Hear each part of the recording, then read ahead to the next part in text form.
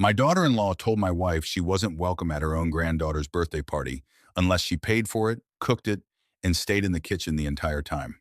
So I quietly bought the venue she'd been begging to rent for 6 months, put it in my name, and canceled her reservation an hour before the party was set to start.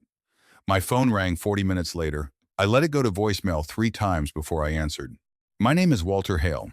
I'm 68 years old, and I spent 35 years as a general contractor building custom homes for people who had more money than patience. You learn something in that line of work that most people never figure out. Every structure has a load-bearing wall, and if you know exactly which one it is, you don't need to tear down the whole house to bring it to its knees. You just need to remove the right piece quietly and step back. Before I tell you what happened, let me know where you're watching from tonight. And if you've ever had someone in your own family treat you like hired help instead of a parent, hit that like button because this one's for you. The kitchen in our house has a window over the sink that looks out onto the backyard, onto the oak tree I planted the year our son Michael was born. I was standing at that window 3 weeks ago, watching my wife Carol scrub a casserole dish that wasn't even ours, when I felt something in my chest go cold and still, the way concrete goes still right before it sets. Carol is 65. She had a hip replaced 8 months ago. She still uses a cane on bad mornings, and that morning had been a bad one, the kind where the weather changes and every joint in her body seems to know it before the sky does. And there she was, standing at our sink in her own house, washing dishes that belonged to our daughter-in-law Rachel, because Rachel had decided, without asking either of us, that our home would be the staging ground for a dinner party the night before. Rachel had told Carol it would just be a few close friends. 14 place settings later, Carol was still cleaning up at 11 that night, and by 6 the next morning she was back at it because Rachel needed the kitchen presentable before she came by to collect her serving dishes. I hadn't said anything yet. That's not who I am. I'm a man who watches, who measures twice, who waits until he understands exactly where the weight is sitting before he decides where to cut. But watching my wife's shoulders shake with the effort of scrubbing dried gravy off a roasting pan that wasn't even ours, something in me finished measuring. I crossed the kitchen. I didn't say a word. I took the sponge out of Carol's hand, set it down, and turned off the water. I walked her to the kitchen table, eased her into a chair, and put the kettle on. She didn't argue. She just sat there, and when I looked at her face, I saw something I hadn't seen in years. Not sadness, exactly, but the specific exhaustion of a woman who has stopped expecting anyone to notice. That was 3 weeks ago. What happened next didn't start with an argument. It started with a phone call I made to my son, and it started calmly, because I have learned that the loudest men in any negotiation are usually the ones with the weakest position. Michael is 34. He works in commercial real estate, which is a polite way of saying he sells buildings he's never set foot inside to men who've never set foot inside them either. He's good at it. He's good at talking, at smoothing things over, at making problems sound smaller than they are. He gets that from his mother's side, not mine. I called him that afternoon and asked him, in a voice with no heat in it at all, whether he was aware that his wife had turned our home into her personal catering hall for the second time that month, and whether he was aware that his mother had spent the entire previous night on her feet with a hip that isn't fully healed. He told me I was overreacting. He told me Rachel had a lot going on and that Carol had offered to help. I let that sit for a second. Then I told him that I had been standing in the kitchen doorway most of the evening, and I hadn't heard anyone offer Carol anything. I had heard Rachel tell her, and I quote, that Carol should just handle the kitchen since she's not doing much else these days anyway. Michael went quiet on the other end of the line. That quiet told me everything. He knew. He'd known the whole time, and he decided it was easier to let it happen than to have the conversation he needed to have with his wife. I told him I wanted a family dinner that Sunday. Just the 4 of us. He said sure, no problem. Like he thought this was going to blow over the way it always did. It didn't blow over. It escalated. 2 days before that Sunday dinner, Rachel called Carol directly. I was in the next room and heard most of it because Carol, God bless her, still hasn't learned to turn her phone volume down. Rachel told Carol that she and Michael had decided to hold their daughter Lily's 5th birthday party at our house instead of the venue they'd originally booked, a converted barn out past the county line that Rachel had been posting about on social media for half a year, the one with the string lights and the little stage for a bounce house. Rachel said the barn had fallen through on scheduling, and since our house had the space in the yard, it made the most sense to just do it there. Then came the part that made my hand tighten around my coffee mug hard enough that I heard the ceramic creak. Rachel told Carol that since it was basically free to use our house, Carol should go ahead and handle all the food because that would let Rachel put the money she was saving on the venue toward the entertainment and the photographer instead. She said it like she was doing Carol a favor. She said Carol loved to cook anyway. She said this to a woman with a hip replacement who had spent the last 3 weeks being worked like a line cook in her own kitchen. Carol, being Carol, said okay. She always says okay. 42 years I've been married to this woman, and her instinct, every single time, is to make herself smaller so nobody else has to feel uncomfortable. It's the most beautiful thing about her, and the thing that has cost her the most. I didn't say anything to Carol that night. I went out to my workshop in the garage, the place I've gone to think clearly for 4 decades, and I sat there with a cup of coffee going cold in my hands, and I thought about load-bearing walls. Here's what I knew that Rachel didn't. I knew that the barn venue hadn't fallen through on scheduling. I knew that because 2 weeks earlier, at a family cookout, Rachel had shown Carol the deposit receipt on her phone, bragging about how she'd locked in the date. Venues like that don't cancel confirmed bookings with a deposit down. People cancel on venues, which meant Rachel had canceled it herself, deliberately, so she could throw the party at our house for free and pocket the difference, all while making my wife do the labor and calling it a gift. I didn't confront anyone with that information. Not yet. Information like that is only powerful when you know exactly what to do with it, and I wasn't ready yet. I needed one more piece. The next morning, I called the barn venue directly. I told him I was Michael Hale's father and that I was helping coordinate a surprise addition to my granddaughter's party, and I asked very casually whether the date was still held under the Hale-Whitfield reservation. The woman on the phone, no more than 22, cheerfully told me that yes, the deposit was non-refundable, but the date itself had actually been released back to general availability 3 days earlier, per a cancellation request from the account holder. There it was. Rachel had canceled it herself. Not because it fell through, because she wanted the free labor and the free house, and she wanted to keep whatever amount of the deposit she could still salvage, and she was willing to let a 65-year-old woman with a fresh hip replacement do the work of caterers, servers, and a party planner combined, and call it generosity. I asked the young woman one more question. I asked if the barn was still available for that Saturday, the same date Rachel had originally booked, since it had technically opened back up. She checked. It was. I booked it. Full price, no deposit games, paid in full over the phone with my card. I put it under my own name, Walter Hale, and I told them I'd handle all communication going forward. Then I called the caterer Rachel had mentioned wanting to use before she decided to save money by having Carol cook everything. I booked them too, for the same date, same time, full service, paid in advance. I called the bounce house company. I called the photographer whose website Rachel had bookmarked and shown Carol 3 separate times, gushing about her editing style. I booked her too. I want to be clear about something, because I know how this might sound. This wasn't about the money. I've built enough houses and saved enough of what I made doing it that I could throw 10 of these parties without blinking. This was about something Rachel needed to understand in a language she'd actually listened to, because words clearly weren't working. Rachel understood control. She understood ownership.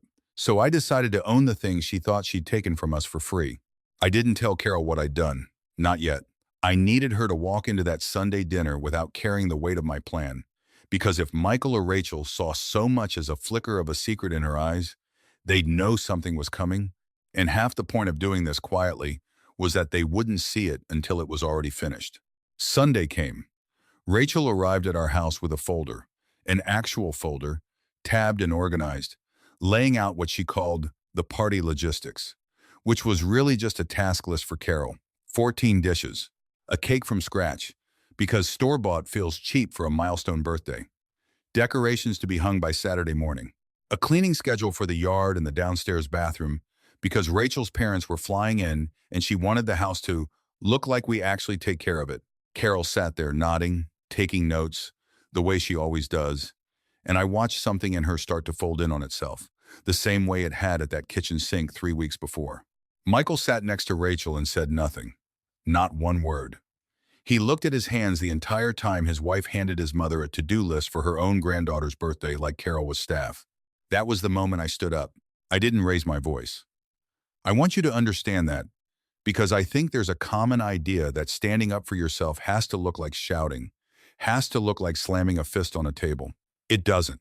The most effective thing I've ever done in my life, in any negotiation, on any job site, in any argument, was learning to lower my voice when everyone expected me to raise it. I told Rachel that the party would no longer be happening at our house. She laughed.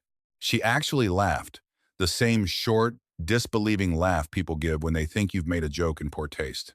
She said something like, "Walter, come on, we already told everyone it's here."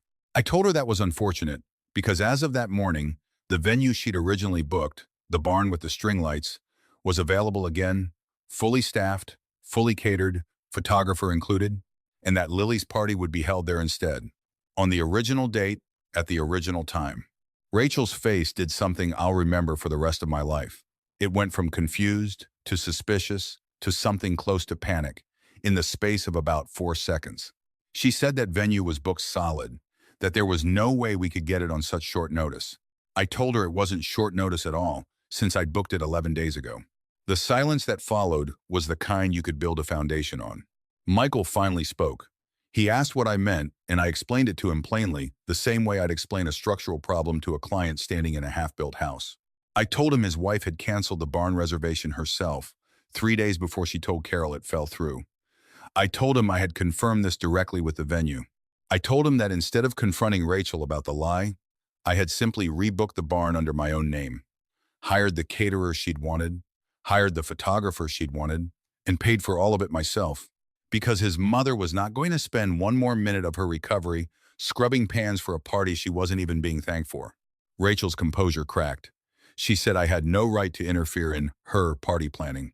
I told her that a party held in my house, using my dishes, my electricity, and my wife's labor, was very much my business, and that the moment she decided to save money by exploiting a woman with a hip replacement instead of paying for the venue she'd already put a deposit on, she made it my business twice over. She turned to Michael, waiting for him to defend her. He didn't. He sat there, jaw tight, staring at the folder still open on the table, at the line item that read, "Carol, full kitchen duty, free PM through Sat AM." I told them both that the party would go forward exactly as planned, at the barn, fully paid for, and that Carol and I would be attending as guests, not staff. I told them that if Rachel wanted to reimburse me for any of it, that conversation could happen another day, but it wasn't a requirement. What was a requirement, I told them, was that this was the last time either of them treated Carol like an employee instead of a mother. Rachel stood up so fast her chair scraped hard against the floor. She said we were trying to embarrass her in front of her parents, who were flying in specifically to see the house, to see what her life looked like now. And there it was, the real reason. Not the money, not even the labor, really. It was the performance. Rachel needed her parents to see a house, a life, a version of success, and she had been willing to break her mother-in-law's body to stage it. I told her, calmly, that if her parents were flying across the country to judge her based on whether or not she'd hosted a party in someone else's house, that wasn't a problem I could solve for her. She left. She didn't say goodbye to Carol. She grabbed her folder off the table, and she walked out, and Michael sat there for a long moment before he finally stood up and followed her, pausing at the door to look back at his mother. He didn't apologize, not that day, but something had shifted in his face, something that looked almost like the boy I used to teach how to frame a door in my workshop, watching him realize a measurement had been off the whole time, and the whole wall was going to need to come down and get rebuilt straight. The week that followed was quiet in a way our house hadn't been in months. No phone calls demanding Carol's schedule, no folders, no dishes that weren't ours sitting in our sink. Carol slept better. I watched the tension in her shoulders loosen a little more each day, the way a board settles once you finally take the wrong size nail out of it. 3 days before the party, Michael called me. Not Rachel, him. He asked if we could talk, just the two of us, over coffee. I said yes. We sat in a diner we used to go to when he was a teenager, back before real estate, back before Rachel, back when the biggest problem in his life was whether he'd made varsity. He didn't say much at first. He turned his coffee cup in slow circles on the table. Then he told me he'd known, for a while now, that things with Rachel had gotten out of balance. He told me he'd let it happen because it was easier than the alternative, because every time he tried to bring it up with her, it turned into a fight about whether he was on her side, and he was tired of fighting, And somewhere in being tired, he'd let his own mother become collateral damage in a marriage he didn't want to work that hard to manage. I didn't let him off easy. I told him that being tired isn't an excuse when the person paying for your exhaustion is a 65-year-old woman with a bad hip who raised him. I told him that every time he stayed quiet at that table, he wasn't being neutral. He was choosing a side, and it wasn't his mother's. He didn't argue with me. He just nodded. And for the first time in a long time, I saw something like shame in my son's face. The good kind of shame. The kind that means a man still has a conscience worth listening to. He asked what he could do. I told him it wasn't complicated. Show up. Not just physically, but actually show up. In the moments that matter. The way he hadn't shown up at that table with the folder. Defend his mother the way he'd want someone to defend Rachel if the roles were reversed. And have an honest conversation with his wife about what kind of family she actually married into, because it wasn't one where grandmothers get treated like caterers. He told me he would. I've learned over 68 years that promises made across a diner table are worth exactly as much as the actions that follow them. No more, no less. But I could see he meant it, at least in that moment. And sometimes that's the only foothold you get to build from. Saturday came. The barn looked exactly like the photos Rachel had been saving for months. String lights strung across the rafters, a small stage set up for the bounce house, long tables draped in soft ivory linen. The caterer had the food laid out beautifully. The photographer moved quietly through the crowd, catching Lily's face lit up over her cake, catching Carol laughing with her hands wrapped around a mug of cider instead of wrapped around a dish towel. Rachel's parents arrived a little after 2.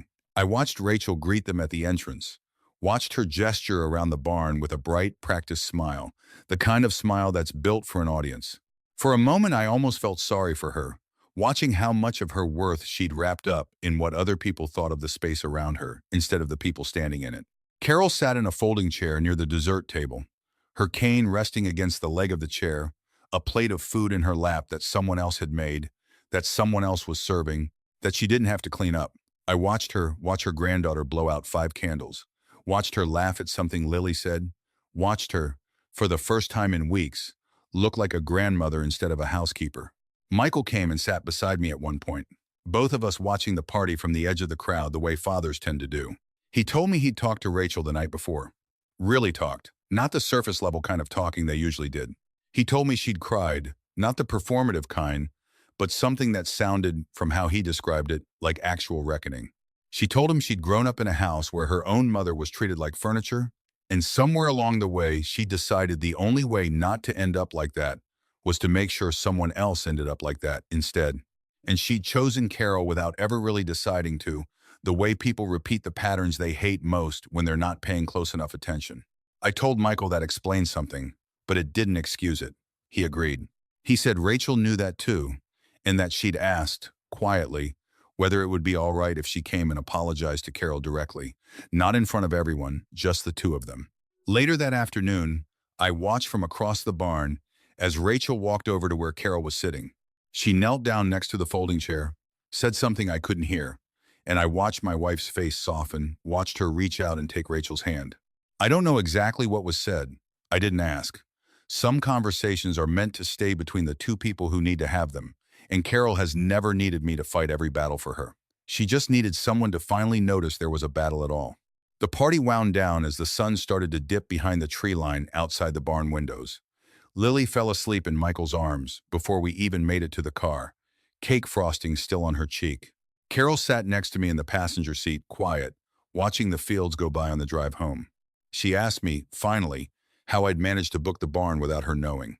I told her about the deposit receipt, about the phone call to the venue, about sitting in my workshop for 2 nights turning the whole plan over in my head like a piece of lumber.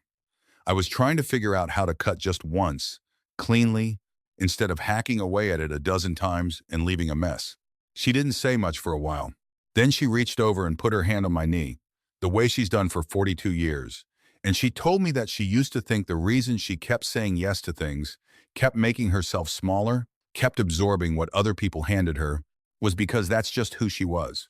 She said watching me quietly take that venue back, without yelling, without drama, just made her realize that someone standing beside you, paying attention, willing to act, is worth more than a lifetime of just enduring things quietly on your own. We got home a little after 8 that night. The kitchen was empty, clean, ours. No dishes in the sink that didn't belong to us. No folder waiting on the counter.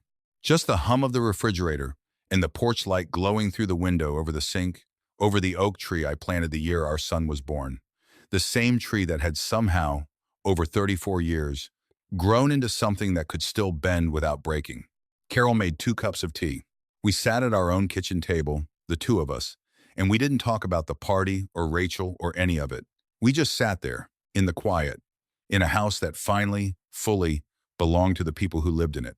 If there's one thing I've learned in 68 years, on job sites and in family rooms alike, it's this. Love isn't measured by how much weight you're willing to carry silently for someone else. It's measured by whether the people around you notice when you're buckling, and whether they're willing to step in and take some of that weight off your shoulders before you break. Carol spent 42 years believing her worth was tied to what she could quietly provide for everyone else. It took one Sunday dinner, one phone call to a barn out past the county line, and one very deliberate refusal to raise my voice, to show her something different. You don't have to shout to set a boundary.